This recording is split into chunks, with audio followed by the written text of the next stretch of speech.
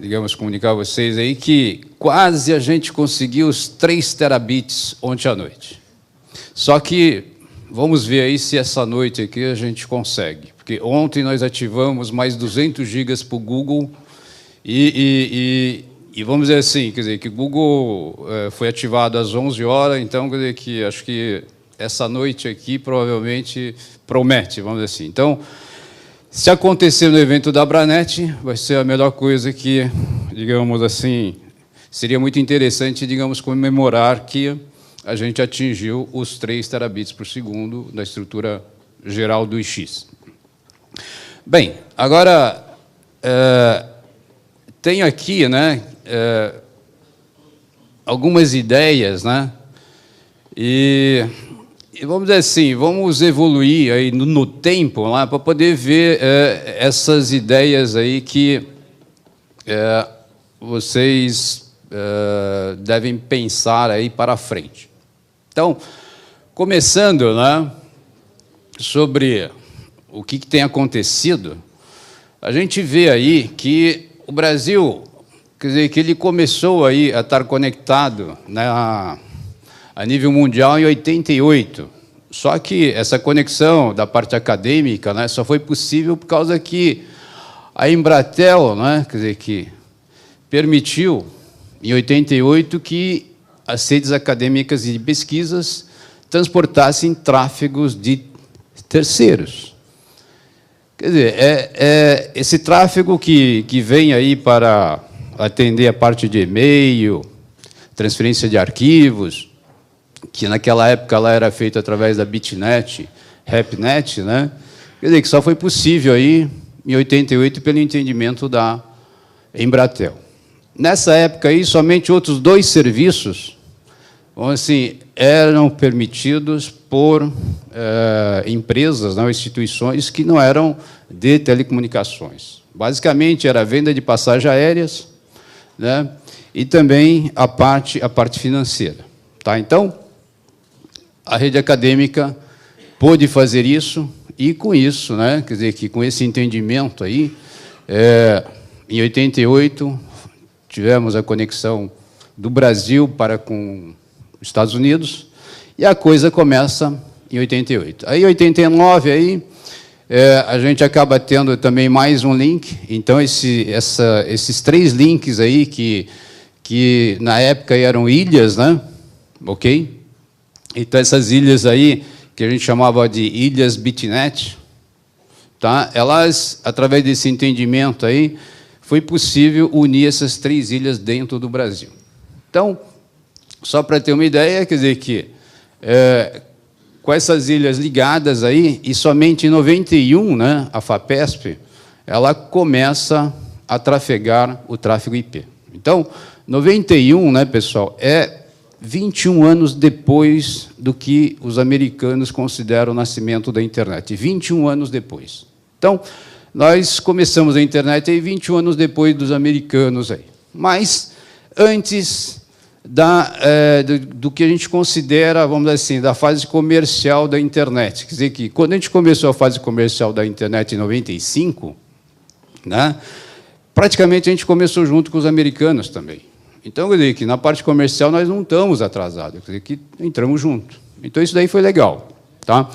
E, historicamente, né, quer dizer que, em 95 também, a gente tem aqui a criação do Comitê Gestor, importante para o cenário brasileiro, né, através dessa portaria interministerial número 147, né, entre 2 ministérios, da Ciência e Tecnologia e o Ministério das Comunicações. E, nesse mesmo ano, a Anatel publica a norma 4, né, que regula o uso de meios da rede pública de telecomunicações para o provimento e utilização de serviços de conexão à internet. Então, com isso daqui, nasce a internet, digamos, comercial aqui no Brasil, e essa daqui é a razão de vocês estarem aqui. Tá?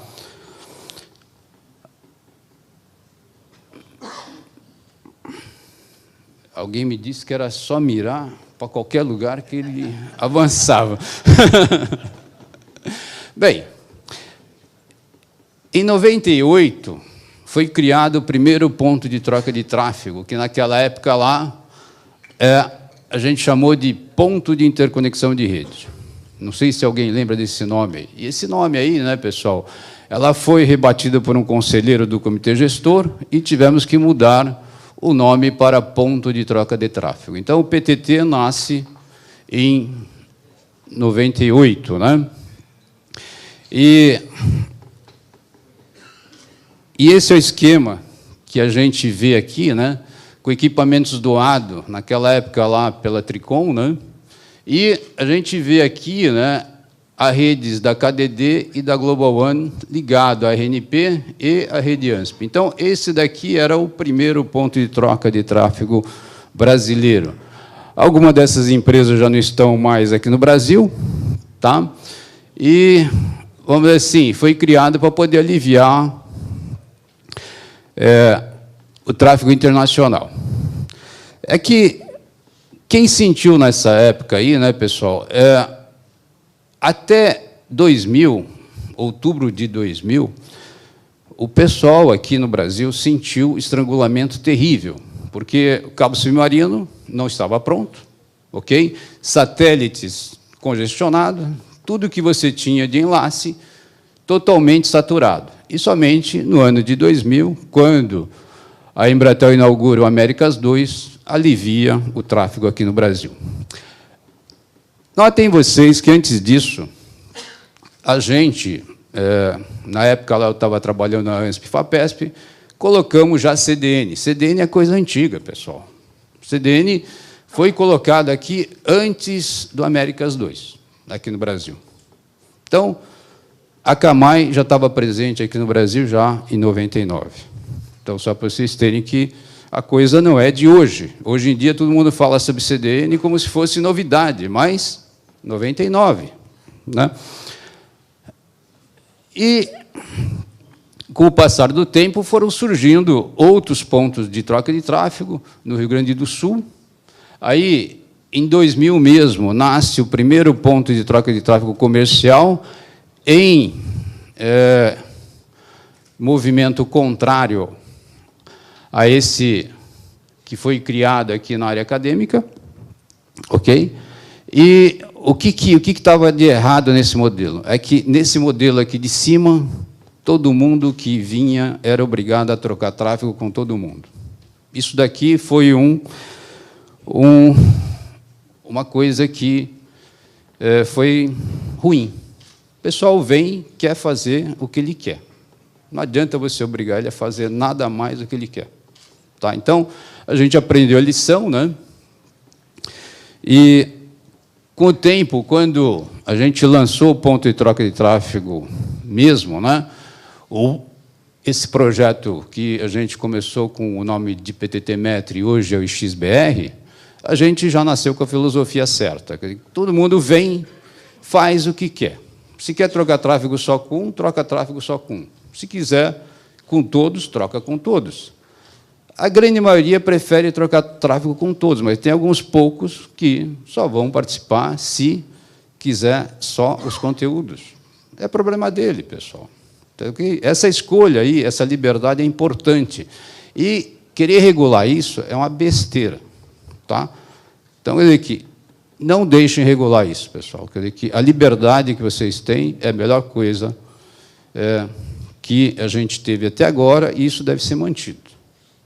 Tá? Então, toda essa pesquisa que o nosso órgão regulador está fazendo a respeito de que deva regular essa infraestrutura, a gente não deve permitir, porque essa liberdade é o que fez a gente chegar até aqui.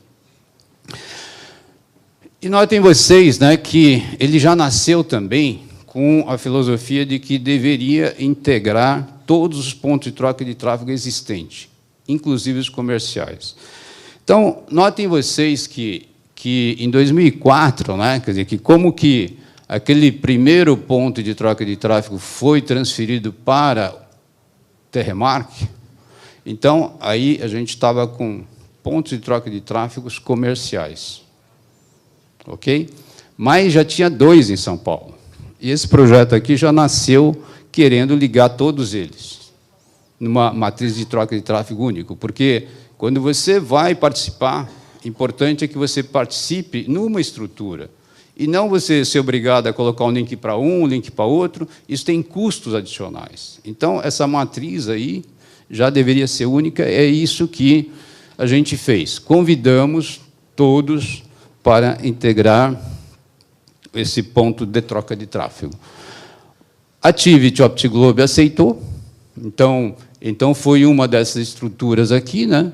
Então, quer dizer que você tem lá a parte da Activity, a parte da USP, que recebia a parte acadêmica de governo, e aqui a gente tinha, na época lá, a Brasil Telecom. Tá? Então, nasceu dessa maneira, e, obviamente, a Terremark foi convidada a participar dessa estrutura, que aconteceu 10 anos depois. Tá? Mas a gente, insistentemente, fizemos esse convite. 10 anos depois, Terremark acaba se transformando num PIX do ponto de troca de tráfego. E, obviamente, né, com o passar do tempo, outros pontos de troca de tráfego foram surgindo. O Yahoo, em 2006, né, aquele mesmo Yahoo que foi vendido, né, recentemente para a Verizon, ele acaba se conectando, em 2006, ao IX de São Paulo. Eu falo sobre Yahoo, né, pessoal, porque naquela época lá, Yahoo tinha conteúdo bastante importante e bastante acessado. O tempo muda, né? Aí também, aí com o passar dos anos, aí foram criados o PTT de Salvador, Google, né, acaba entrando em 2008, um importante, digamos, participante aqui do IX, né? Então, só para falar do Google, né, pessoal, em termos de Internet Exchange, o Google tem a maior capacidade no Internet Exchange aqui no IX de São Paulo. Ele, com a ativação de ontem, passou de 500 para 700 GB, que é público no site do PIRINDB. Tá? Então, quer dizer que vocês deveriam cadastrar todas essas informações no PIRIDB, qual que é a banda de vocês que estão, digamos, conectados ao IX, e essa informação aí é pública e todo mundo pode ir lá e consultar. Então, aí depois, outros PTTs foram surgindo, né? A Globo.com entra em 2010, a Amazon em 2011, Netflix em 2012, né? Netflix aqui também, né? Hoje em dia, tem a maior capacidade no Internet Exchange também no IX de São Paulo, né? Então, que nós estamos falando, não já a nível de que a gente não é o primeiro do mundo em capacidade, mas a gente já é primeiro do mundo em alguns quesitos. Tá? Então, é importante ressaltar a importância desse projeto aí. A Globo acaba entrando no Rio de Janeiro, né? O Facebook e a Microsoft no IX de São Paulo em 2013, Google, Amazon no IX do Rio de Janeiro. Rio de Janeiro também acaba sendo uma escolha aí para os produtores de conteúdo. Netflix, em 2014, vai para o Rio de Janeiro. A Camai entra no IX de São Paulo. Netflix vai para Porto Alegre também. Aí a gente cria o PTT de Foz do Iguaçu, que a gente quer transformar no primeiro ponto de troca de tráfego digamos, países, né, entre países, Paraguai, Argentina e Brasil. Então, a gente está trabalhando nisso. Recentemente, aí, nós ativamos o PTT Método de Aracaju, né, e Netflix acaba entrando em Fortaleza. Então, eu cito isso aí como, assim, datas importantes aí para vocês se situarem por que a gente teve esse crescimento tão intenso aí ao longo desses anos. Então, aqui estão os números, né, pessoal? A gente é o primeiro do mundo em quantidade de participantes. O segundo lugar, né, quer dizer, que a gente está com 1.200, mais de 1.200. O segundo lugar tem menos de 800. Então, quer dizer, que a gente está 50% a mais em quantidade de participantes no Internet Exchange. Também, quer dizer, que o NICBR administra a maior quantidade de pontos de troca de tráfego por uma única instituição. A gente está em 27 localidades. 2,94 ontem à noite, né? Quer dizer, que A gente quase bateu os 3. O X de São Paulo está com 2,3 e alguma coisa agora, 1,5, digamos, terabits em média. Temos crescido aí 70% aí em 2016, mas nos últimos 3 anos, algo como 8 vezes de crescimento. Então, é um crescente assim que, nesse ritmo aí, a gente vai ultrapassar logo, logo os principais Internet Exchange do mundo. Tá? Então, quer dizer que a gente está arrumando para que também em tráfego a gente seja o primeiro. Tá? Isso preocupa. Então, aqui estão as localidades. Aqui tem a participantes por localidade, né? Quer dizer, juntando toda essa estrutura, essas 27 localidades, a gente tem 1.579 sistemas autônomos únicos, tá? E o total de sistemas autônomos conectados em toda a estrutura totaliza 2.215. Então, tem bastante sistemas autônomos aí participando em mais do que uma localidade. Mas, para alguns aí, eu fico falando o que é ponto de troca de tráfego, às vezes não sabe, né? Então, basicamente, né, quer dizer que o ponto de troca de tráfego serve para ligar sistemas autônomos. Tá ok? Então, a gente facilita a troca entre sistemas autônomos. Então, o PTT ele não interfere nessa troca de tráfego entre qualquer sistema autônomo. Então, isso aqui é importante, essa neutralidade aí. Ok? E importante também notar que ponto de troca de tráfego não pode ser confundido com POP de operadoras, ok? Que muita gente costuma fazer. Ok? Então, tem uma definição bastante técnica nesse site aqui do Internet Exchange Federation, né, que a gente faz parte. Então, a gente criou aí, fez um trabalho aí em conjunto com todos os associados aí de pontos de troca de tráfego do mundo inteiro e criamos essa definição do que seja um Internet Exchange, porque a gente estava sentindo que estava tendo mau entendimento. Tá, okay? Então, é importante que vocês visitem essa definição e vocês vejam que essa definição é a definição correta sobre ponto de troca de tráfego. Bem, muita gente vê a internet como se fosse uma nuvem. Para nós, essa visão é míope, né?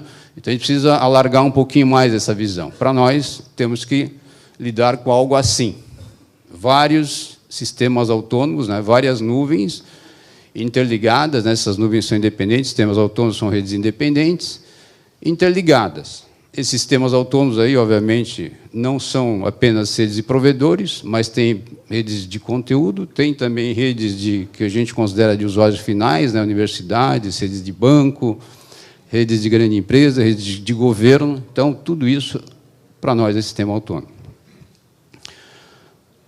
Bem, obviamente, você, para ser um sistema autônomo, você precisa ter vários caminhos para com a internet. Isso é feito através desse protocolo chamado BGP. Tá? Então, geralmente, fisicamente, é inviável você ligar todos os sistemas autônomos. Quer dizer, você teria que ter uma rede full mesh. Tá? Então, mas isso daqui, pessoal, essa impossibilidade está em xeque, depois eu vou falar a respeito. Tá? Então, vou pôr vocês para pensarem um pouco sobre isso que, teoricamente, era inviável algum tempo atrás. Então, eu dizer que o ponto de troca de tráfego ajuda, facilita, né, os sistemas autônomos a trocarem tráfego entre si. E essa estrutura, né, quer dizer, que a gente acaba montando, quer dizer, faz com que todos, através de um único link, né, ele consiga trocar tráfego com outros demais. Quer dizer que, então, um participante do sistema autônomo que chega no X de São Paulo, ele tem a possibilidade de fazer troca de tráfego com outros mais de 1.200 sistemas autônomos, numa única conexão. Tá? Então, é possível também você, digamos, contratar serviço de trânsito, outros serviços tipo serviços de data center, tal, nessa mesma infraestrutura. E aumenta a qualidade, reduz custo, aumenta a resiliência. Então, esse é o papel do ponto de troca de tráfego. Tá ok? Então, o XBR é simplesmente, né, o nome que a gente dá a esse projeto, que nasceu em 2004, né, como resposta à necessidade de ter uma infraestrutura neutra. Quer dizer, que a neutralidade é importante. Eu estou batendo bastante nessa tecla sobre a neutralidade, né? Quer dizer, então, aonde tem necessidade, a gente está criando essas estruturas, tá ok?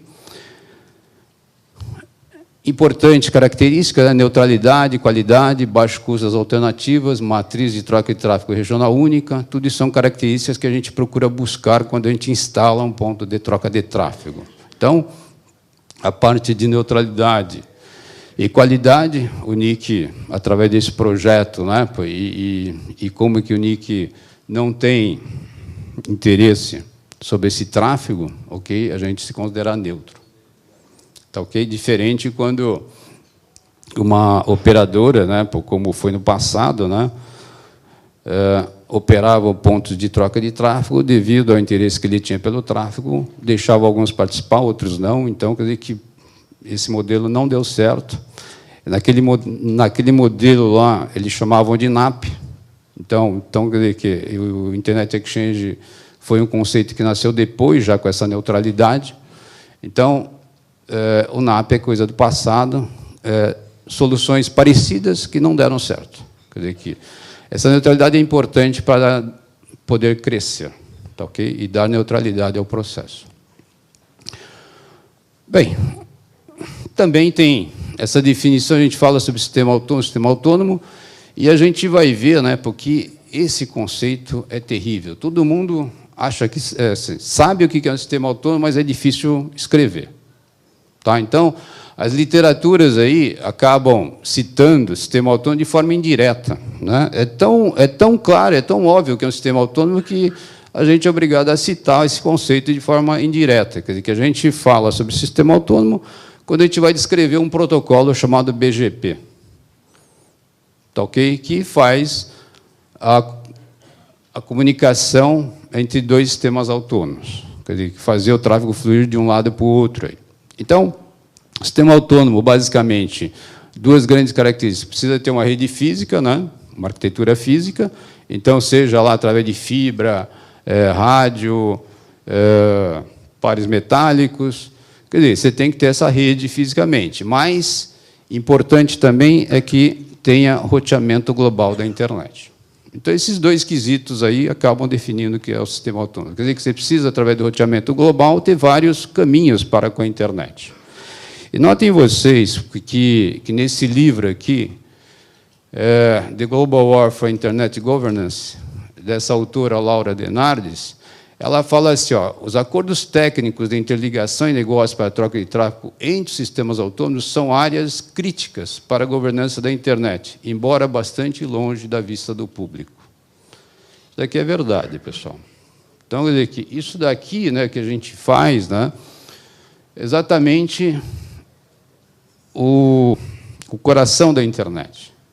Quer dizer que, então, qualquer mexida aí afeta todos nós. Tá? Então, é importante a gente ter em mente esse conceito aí de que relações entre sistemas autônomos é bastante delicado e mexe na internet como um todo. Aí, a gente vê a nível mundial, como é que nós estamos? Nós estamos aqui na região da América Latina, esses 6.000 e poucos sistemas autônomos que tem a América Latina, sendo que você pega a região da Europa, tem quase 35.000, os americanos lá, 30.000, região da África, 1.500, a região da Ásia e Pacífico, 13.000. Então, a gente é metade do que seja, vamos assim, os asiáticos ali, e a gente está bem aquém aí da parte dos europeus e americanos. Mas, a nível América Latina, a gente é praticamente 60%. Então, quer dizer que a gente é muito maior do que qualquer outro país. Aí, né? Quer dizer que O segundo lugar é a Argentina, com 643, bem abaixo da gente. A gente está com 4.400. Isso aqui é informação de um mês atrás, aí já estamos com 4.600. Tá, então, ele está crescendo. E outros países, né, ele mal se equivale à quantidade de sistemas autônomos que tem estados. Tá, ok? Então, a gente está assim, quer dizer, que quando os provedores de conteúdo falam que eles estão em determinados países, seria equivalente a estar, na América Latina, né, seria equivalente a estar em determinado estado aqui. Quer dizer, que isso daí é uma coisa que a gente precisa ter em mente, né, que quando a gente vai discutir as coisas, a gente precisa pensar que a gente é vários países da América Latina, e não somente um. E, muitas vezes, eles têm uma leitura errada da gente. Isso faz com que eles não invistam na gente como deveria. Tá? Bem, aqui está o nosso crescimento, né? Importante aqui, né? Principalmente as associações, né? A Abranet é uma delas aí, que acaba divulgando para que os seus associados se transformem em sistema autônomo. Isso é importante, porque, como a gente viu, né? Quer dizer que ponto de troca de tráfego só é possível só com o sistema autônomo. Então, importante que as empresas, se não são, acabem virando sistema autônomo. Bem, aqui está a distribuição de onde estão os sistemas autônomos no Brasil, né? Obviamente, a concentração é na região sul-sudeste, mas a região nordeste, assim, acaba se destacando, depois o centro-oeste e, finalmente, a região norte, aí, que tem poucos participantes. Aqui está a distribuição a nível de região e também por estado, né? Então, São Paulo aí tem quase 1/4 da internet em termos de sistemas autônomos, seguido dos mineiros, aí depois o pessoal do Rio de Janeiro, e aí vai. Bem, importante também, né, pessoal, que nessa estrutura a gente também coloque outras coisas que melhoram a internet. Então, está aqui, ó, quais são os serviços. Alguém conhece o que é esse AS112? Alguém sabe? Levante a mão. Mas está lá.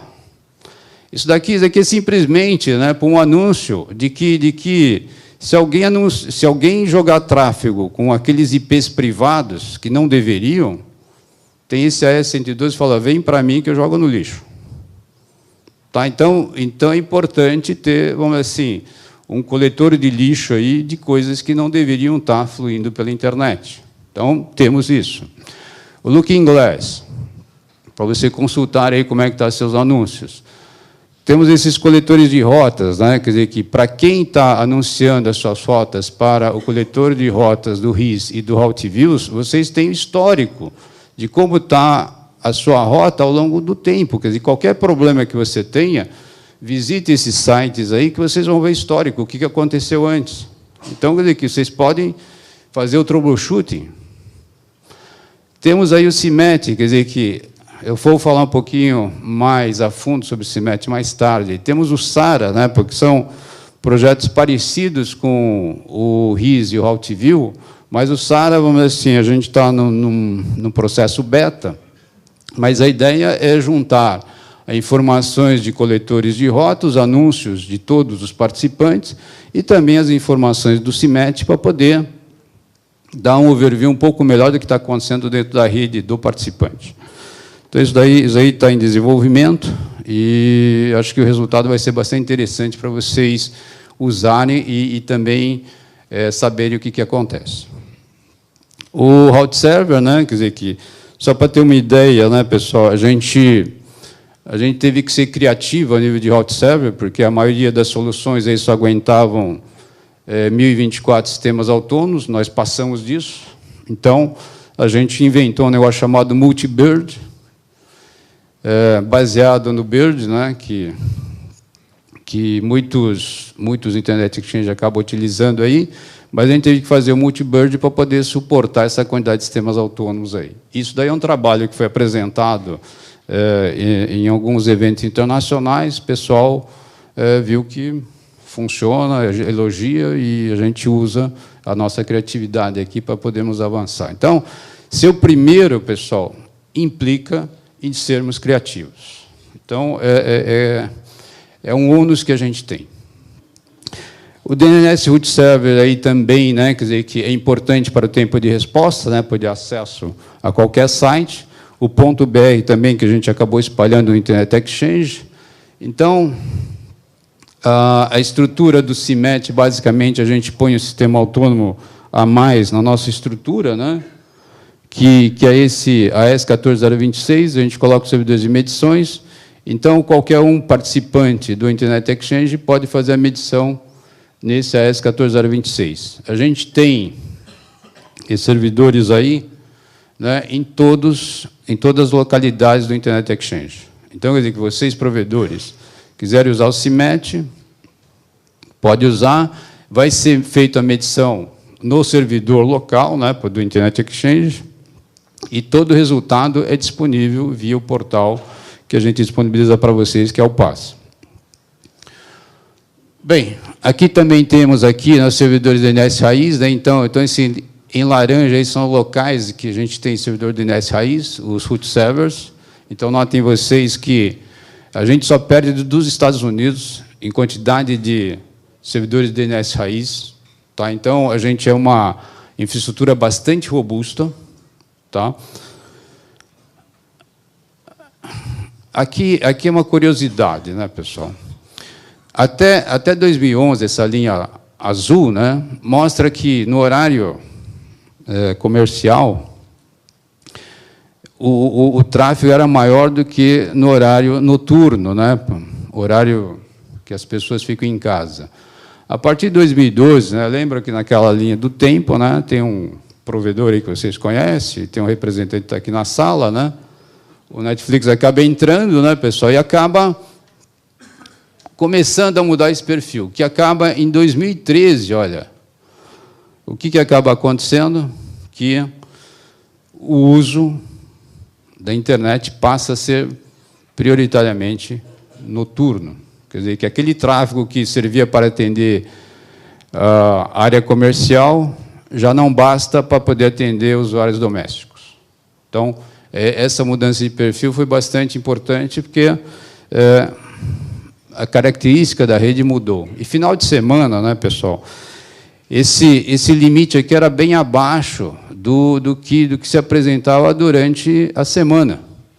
E aí, de repente, em 2013, também, final de semana, acabou tendo picos. Ou seja, a minha equipe que fazia as manutenções no final de semana já não podia mais fazer no final de semana. Aí, a solução, o que é, pessoal? Hoje em dia, a gente faz aqui, ó, 6 horas da manhã. Esse é o melhor momento para poder fazer qualquer coisa. Tá? Fora disso, não dá. Bem, e aí tem o que a gente está trabalhando por causa dessa concentração muito grande em São Paulo. Então, o OpenCDN, né, partiu das informações que vocês nos passam. Vocês têm nos reportado que 70% do tráfego internet necessário para poder atender usuários residenciais vem do IX de São Paulo. Então, analisando um pouco mais a fundo, vocês mesmos também reportaram que as principais CDNs são Google, Netflix, Akamai e Facebook. São responsáveis por essa maior parte desse tráfego, 70% aqui. E aí, a gente, com essas informações, fomos para CDNs. CDN, por que não colocar a sua infraestrutura nos outros Internet Exchange? Resposta, eles preferem oferecer cache CDN para os ISPs com grande volume de tráfego. E aí vocês vão lá e ficam batendo nas CDNs para poder colocar os caches dentro das suas redes. Ok? Então, agora a gente está tentando mudar um pouquinho esse cenário aí. Veja o que está acontecendo. Isso aqui, setembro de 2015, né? Setembro de 2015. Notem vocês que essa parte cinza aqui não tem nenhum sistema autônomo conectado ao IX de São Paulo. Todos os demais estados têm algum sistema autônomo. Esse azulzinho claro de 1 a 5, o mais aqui 6 a 10, o verdinho de 11 a 19, e aí vai, né? O amarelinho aqui 30 a 49, 70, 89, né, nessas regiões aqui, Rósio, e aqui você tem no estado de São Paulo 280. Né? Então, isso aqui é setembro de 2015. Olha agora como é que está, pessoal. Somente, como é que é? Acre, né? E Roraima. Não tem. Todos os demais já estão com presença aqui no Distrito de São Paulo. E, obviamente, né, pessoal, a quantidade também subiu. Tá? Então, de que São Paulo está crescendo assim, mês a mês. Né? Então, a gente precisa dar uma solução para isso. Né? Então, a ideia do Conselho do OpenCDN é melhorar a atratividade do Internet Exchange fora de São Paulo e Rio de Janeiro. São Paulo e Rio de Janeiro têm esses principais caches aí. Tá? Aí, qual que é a ideia? Atrair as CDNs oferecendo espaço em rack para hospedagem de serviços de cache CDN. Uma das coisas que a gente está tentando aqui, né, pessoal, que as CDNs paguem por essa hospedagem de rack. Tá ok? Aí, a largura de banda necessária para poder alimentar esses caches, aí vai ser rateado entre os participantes do projeto. Ok? A tal ponto de, se mais tarde as CDNs decidam colocar sua infraestrutura naquele Internet Exchange, o custo vira zero. Porque a gente sai com o projeto OpenCDN. O OpenCDN serve para poder fazer essa transição aí. Tá? Então, se mais tarde as CDNs falarem, não, agora já vale a pena colocar infraestrutura nesse Internet Exchange, se eles colocarem, a gente tira o projeto OpenCDN. E aí vira igual São Paulo. Tá? Então, essa é a ideia desse projeto aí. Então, importante aqui, né, pessoal, que vai ter rateio. Tá? Então, aqui. E aonde que a gente vai começar isso? A gente vai começar aqui, em Salvador mesmo. Né? Tá? Então, por isso que é uma coincidência, mas Salvador foi escolhido aí para ser o piloto. E a gente pretende lançar isso mês que vem. Então, mês que vem, a gente espera que esteja tudo operacional, quer dizer, que as negociações estão em andamento, a infraestrutura já está montada, esperando os servidores chegarem. Tá? Então, é isso que a gente espera. Então, quer dizer que... Mas a CDN, né, pessoal? Mas o que são essas CDNs aí? Né? Quer dizer, parece uma coisa assim, mágica, né?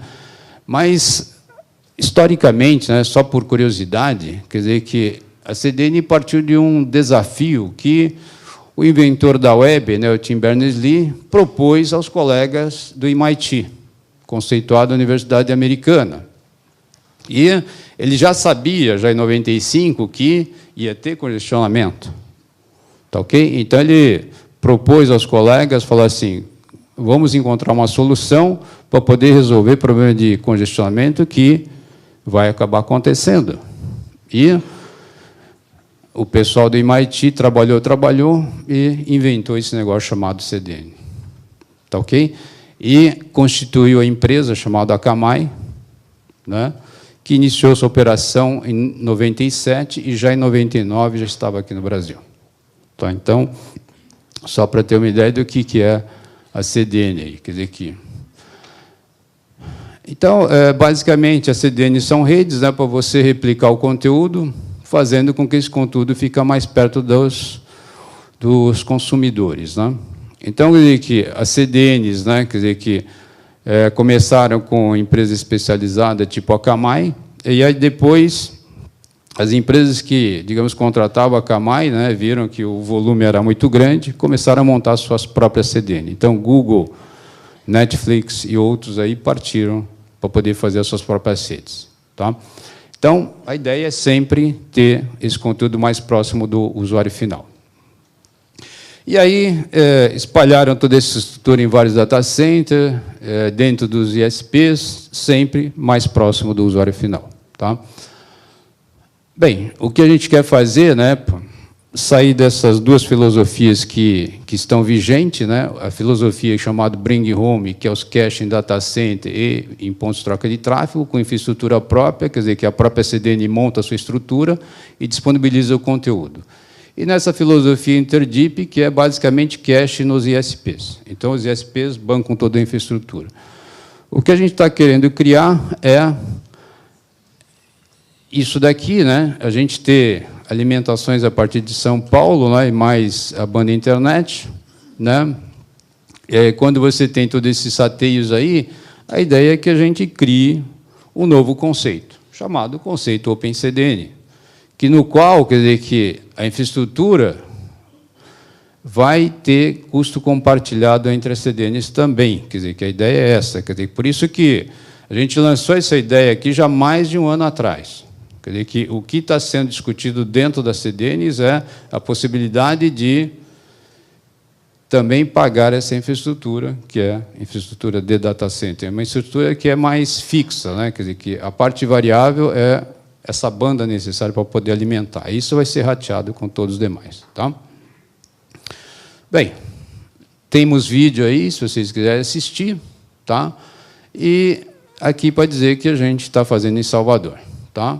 A gente tem um desenho aqui que mostra o que acontece nesse projeto. Basicamente, a gente vai ter um link ponto a ponto entre São Paulo e o projeto OpenCDN, que é um sistema autônomo, né? Onde que vão estar colocados os caches das várias CDNs. Isso daqui é ligado ao EX local, onde todos os participantes que estão conectados ao EX local vão poder pegar o conteúdo desse sistema autônomo do OpenCDN. Tá ok? Então, essa é a ideia. Bem, falando um pouquinho mais sobre o X, né? Quer dizer, que naquele incidente lá, do que aconteceu lá com o Snowden, né? Quer dizer, que numa reportagem da revista Fortune, né? Quer dizer, que o XBR aí foi citado, né? E, obviamente, né? Quer dizer, que como uma ação, né? Do governo do governo, digamos, brasileiro, né? Para poder se proteger contra ações americanas aí, né? Então, quer dizer, que como que a gente foi o país mais bisbilhotado após os Estados Unidos, obviamente, uma estrutura desse tipo ajuda a manter o tráfego local. Então, é importante que o mundo também enxergue a gente como sendo estratégico a nível de país. Por isso que uma estrutura desse tipo não pode estar na mão de organizações que não sejam brasileiras. Bem, vocês aí, durante todo esse processo, durante todo esse ano de existência do X aí, praticaram o que a gente chama de Donut Internet. Não sei se vocês já ouviram falar desse termo, mas já está em alguns livros, né? Basicamente, né, o que acontece é que, no passado, o sistema autônomo, para poder acessar um outro cliente de outro sistema autônomo, ele tinha que passar pelo núcleo e depois ir até outro sistema autônomo. Então, essa parte central aqui ganhava dinheiro, né, porque vendia trânsito aqui, aí, como que esse, para conversar com esse, tinha que passar pelo centro, ele acaba ganhando dinheiro com isso.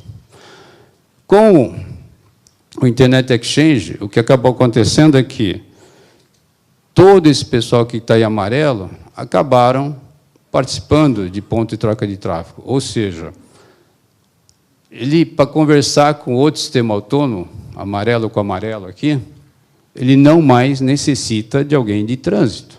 Okay? Então, isso traz uma economia, e isso foi chamado de Donut Internet. Tá ok? Porque agora a gente saca isso daqui, né? E tudo isso daqui fica aparecendo o quê? Uma rosquinha, né? Então, esse conceito aí é o que vocês vieram praticando durante todo esse tempo aí.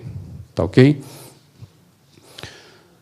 E aqui tem alguma coisa um pouco mais pensante para vocês aí.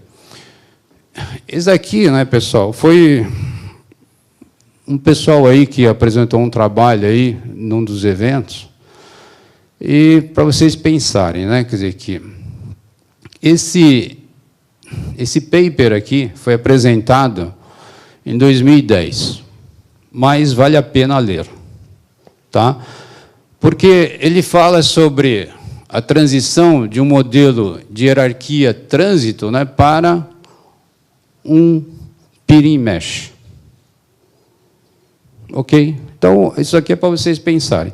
Porque esse paper fala basicamente que ele foi motivado, né, por medições e evidências anedóticas, né, aquelas que são ditas pelos participantes, que indicavam que a internet estava evoluindo rapidamente de uma hierarquia de múltiplas camadas, né, aquela hierarquia Tier 1, Tier 2 e assim por diante, construídas principalmente com links de trânsito, né, modelo cliente-servidor, para uma malha densa, formada principalmente por links de peering.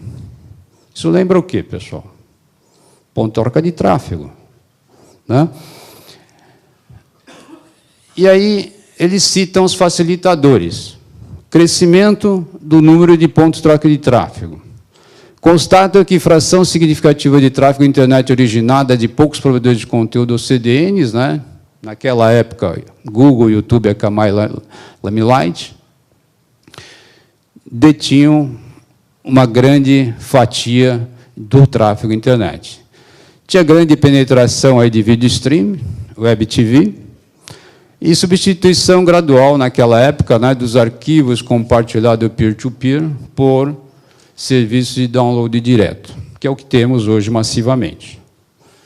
E você tinha dominância de poucos provedores de conteúdo em busca web, redes sociais online e entretenimentos online. É o que está acontecendo, né? E, né, eles falam assim, interligação de sistemas autônomos são dinâmicas e visam, basicamente, minimizar custos operacionais, maximizar a receita de trânsito e ou melhorar o desempenho e confiabilidade da rede. Então, esses são os motivadores aí. E o pessoal usa, assim, capacidade computacional massiva, faz um processamento caríssimo e chega a algumas conclusões aí, né? Quer dizer, com vários modelos que tem nesse paper aí, por isso que eu falo para vocês darem uma lida. Bem, o que acaba acontecendo, né, pessoal? Você tem aqui um provedor de conteúdo que antigamente comprava trânsito de um provedor de trânsito pequeno, que se conectava a um provedor de trânsito grande, que, por conseguinte, conectava um provedor de trânsito pequeno e atendia o cliente final. Esse modelo muda para provedor de conteúdo, provedor de trânsito pequeno e cliente final. Então, esses dois aqui que ganhavam alguma coisa, deixaram de ganhar. A mensagem que tem aqui, né, pessoal, é que a ideia é que vocês rentabilizem o seu negócio com o cliente final. Porque basicamente, o trânsito, né, ele é um ganho difícil. Tá? Quer dizer, que vender trânsito é um negócio difícil. E, cada vez mais, com esses movimentos que estão acontecendo, a ideia é que fique dessa maneira aqui. Tá? Então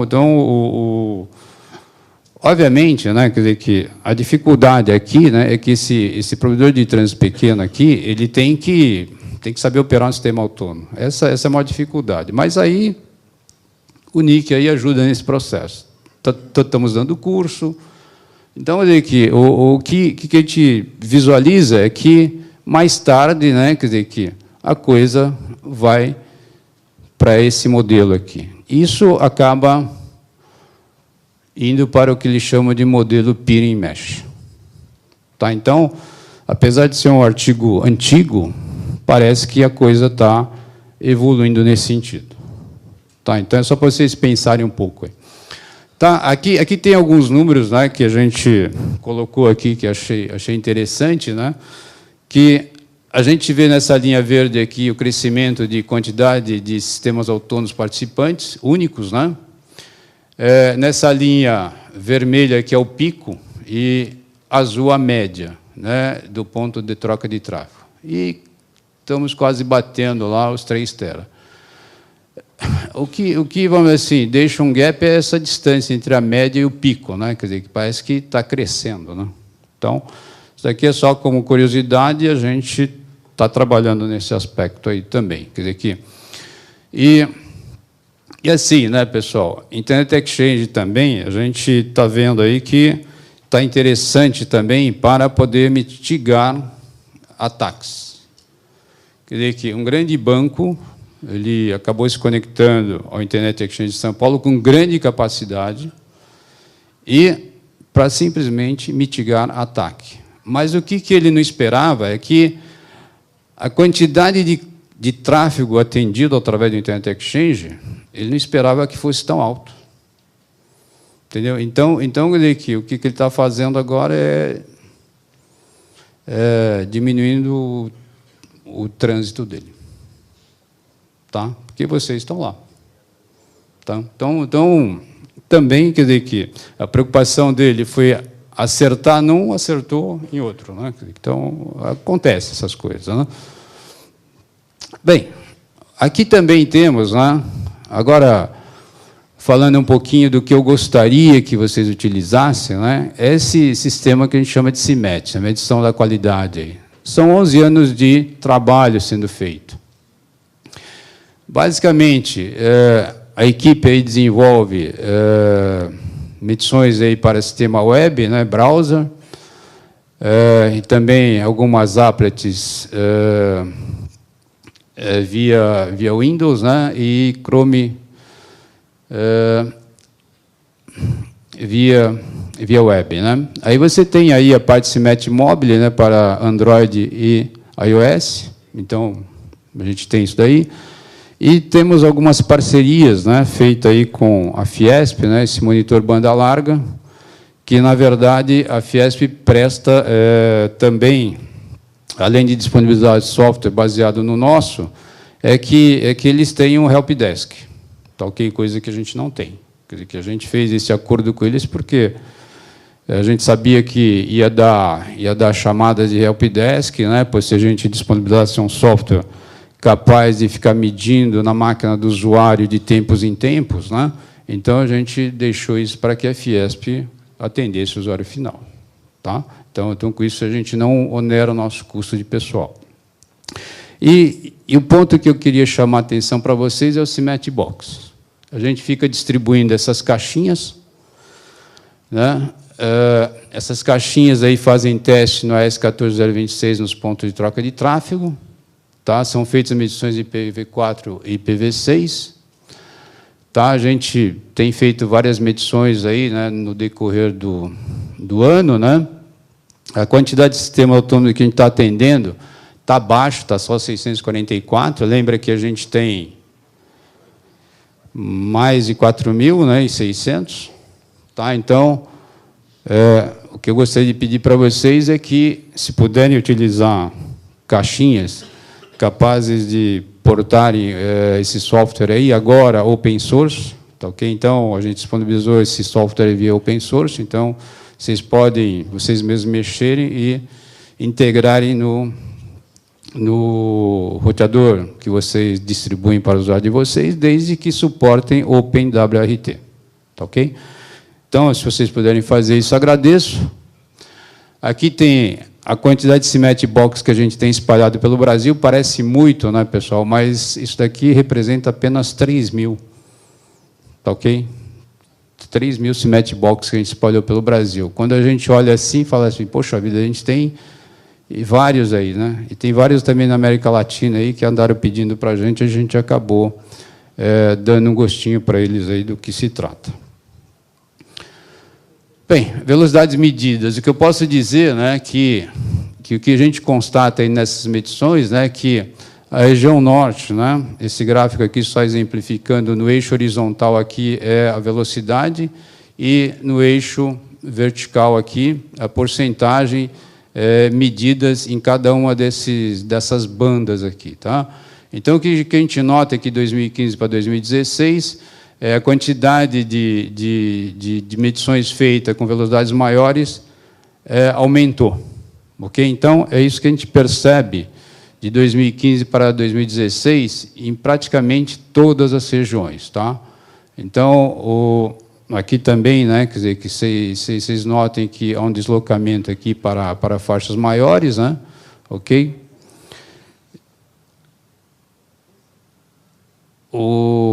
a região sul aí, né? Aliás, a região nordeste, né? Também, né? Você vê um deslocamento de velocidades baixas para velocidades mais altas, né? Então, o que a gente acaba presenciando, né, é que vocês estão disponibilizando velocidades mais altas em todas as regiões aí, tá? Então, é isso que acaba acusando aí o que tá sendo medido aí, tá? Então, notem vocês aqui na região sudeste, né, olha aqui, fica mais evidente aqui, né? Ó. Olha só a quantidade de medições feitas acima de 50 mega, né? É bastante grande em relação ao ano anterior, tá? Então a gente vê que há uma oferta de serviços aí de bandas maiores aí nessas regiões. Importante também que essa caixinha faz o que a gente chama de gerência porta 25. A gerência porta 25 é para poder minimizar o spam, né? Então, com isso daqui, a gente acaba testando aí, tanto em IPv4 quanto em IPv6, se a rede está praticando a gerência de porta 25 ou não. E o que a gente percebe é que, vamos dizer assim, 67% fazem a gerência de porta 25, 16 sem gerência e 17 parcial, tá? Em parte da rede. Então, isso aqui a gente detecta via o CIMET Box. Então, isso aqui é importante aí também, que vocês prestem atenção se vocês estão sendo, a rede de vocês está sendo usada para spam ou não. Então, a gente consegue acusar isso. Aqui na parte de IPv6, né, 65% está sem gerência, 35% tem gerência e porta 25. BCP 38, não sei quantos de vocês sabem, né, mas a BCP 38 é simplesmente negócio do spoofing, né? Ver se tem usuário de vocês aí usando IPs que não é dele para poder sair da rede, ok? Então a gente analisa se vocês estão praticando esse best current practice 38, né? Que é as melhores práticas correntes, né? Referente a anti-spoofing. Então a gente também faz essas medidas, né? Fazendo medições aí de anti-spoofing na mesma rede, spoofing de outra rede, spoofing de rede privada. Então, com isso daí, a gente faz essas medições e acabou acusando que 59% das redes permite spoofing, 41% não permitiu spoofing. Tá ok? Mas esse número precisa chegar mais próximo de 100%. Bem, redes privadas, né? Quer dizer, que aqueles você sair com IP de rede privada aí com spoofing privado, quer dizer, que tem 36% permitiu spoofing privado, 64% não permitiu. Aí a gente também conseguiu também acompanhar como é que foi a evolução aí do IPv6 aqui no Brasil, né? Então, basicamente, né, esse gráfico aqui mostra mês a mês, né, quer dizer, que janeiro, fevereiro, né, março, quer dizer, que como é que está a evolução do IPv6 a nível Brasil. Notem vocês que o IPv6 não está limitado só nas capitais, ele tá avançando também para cidades menores aí, né? Quer dizer, que então é interessante esse aspecto aí, né? Quer dizer, que mês a mês aí a gente vê que o IPv6 está crescendo. Mas notem vocês, né, para aquele assunto internet das coisas, temos que usar IPv6. Tá? Então, é importante que vocês também trabalhem para que a rede de vocês seja IPv6. Bem, importante aqui, né, que o CIMET Box, né, além de fazer esses testes aí, a interface está amigável para quem usa. Quer dizer que ele pode visualizar aqui todos os testes realizados em TCP, a parte de jitter, a parte de latência, né? Então, você colocando esse roteadorzinho na casa, né, ele fica medindo de tempos em tempos qual que é a banda que ele está recebendo de tempos em tempos. Ok? Então, é legal para poder ver como é que está a saúde do acesso. Tá, ok? E ver também se o jitter está variando ou se a latência está variando. Então, esse é um roteador que tem umas medições muito boas, né? Aí também foi disponibilizada aqui, né, a parte de tráfego de dado consumido. Então, aqui, né, quer dizer que quando você disponibiliza um gráfico desse tipo, você observa algumas coisas estranhas acontecendo, né, e aí você fala assim, poxa vida, o que está acontecendo nesse momento aqui?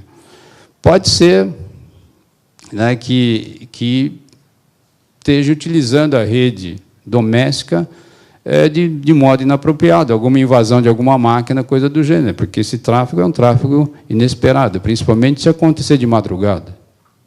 Tá? Então, você consegue visualizar. Bem, eu vou dar uma acelerada aqui, pessoal. Isso aqui também é outra coisa interessante aqui, né, na parte de geolocalização. Né, isso aqui muitas vezes você pergunta, eu estou pegando o conteúdo do Google aonde? Conteúdo do Facebook aonde? Quer dizer que, então, ele consegue também, mediante as datas, mostrar qual que é o servidor. Quer dizer que, então, através dessas siglas aqui, você consegue saber se ele está pegando aqui ou lá nos Estados Unidos. Então, essas informações aí, dessas medições aí, né, elas acabam sendo mostradas se o cache que ele está acessando é aqui do Brasil ou lá fora. Então, isso é uma coisa que está sendo disponibilizado. Uptime, né, quer dizer que ele vê aqui em que momento o acesso ficou indisponível. Tá? E aqui ele mostra aqui o BCP38, se está ok ou não, nesse caso aqui está ok. Bem, o SAR eu já tinha falado, né, pô, é um beta, né, está substituindo o Looking Glass do X aí, essa é a ideia, né, mas ele vai guardar histórico. Então, com isso daí vocês vão poder ver o que aconteceu antes. Quer dizer, que não simplesmente na visão do que é hoje aí do Looking Glass do X. Bem, as adoções da IPv6, a gente faz vários cursos aí, né, distribuímos também livros de laboratório para várias universidades, tem várias universidades utilizando o livro de laboratório de IPv6, tá ok? Várias palestras, né, em vários eventos também, então disseminando IPv6 aí, que hoje a gente está com algo como 20%, né, mas a ideia é que isso cresça até chegarmos à totalidade. Bem, aí também participamos em vários cursos, em diversas localidades, em vários estados, ok? E também aqui, né, para esses cursos aqui de boas práticas aqui para sistemas autônomos, né, procura endereçar aí, digamos, conectividade AX, procura endereçar essas configurações de redes aí para que não sejam atacadas e coisa do gênero, tá? Bem, esse projeto aqui, talvez muitos de vocês não conheçam, né? É um hotline, é um telefone aí que é utilizado para comunicação entre sistemas autônomos, chamado INOC DBA, que a gente mantém. Tá? Aqui tem a quantidade de chamadas que são realizadas dia a dia. Aí, o serviço NTP, né? Como que hoje vocês são obrigados a fazer guarda de log? NTP, né? Para sincronizar a máquina de vocês. Então, a gente disponibiliza o sistema NTP aqui, que, no nosso caso aqui, a gente, além do sistema GPS, a gente também adota o padrão de Césio do Observatório Nacional. Então, quer dizer que, se os americanos resolverem desincronizar o sistema GPS, nós estamos garantidos. Tá ok? Então, o relógio Césio aí. E, mais importante aqui, né, pessoal, sobre a Semana de Infraestrutura esse ano. Nós vamos mudar de local. Nós vamos para o WTC, em São Paulo. Tá? Então, é um local maior, mais confortável, ok? Então, a gente espera que vocês participem, né? Vai ser de 4 a 7 de dezembro, a primeira semana, né? De segunda a quinta.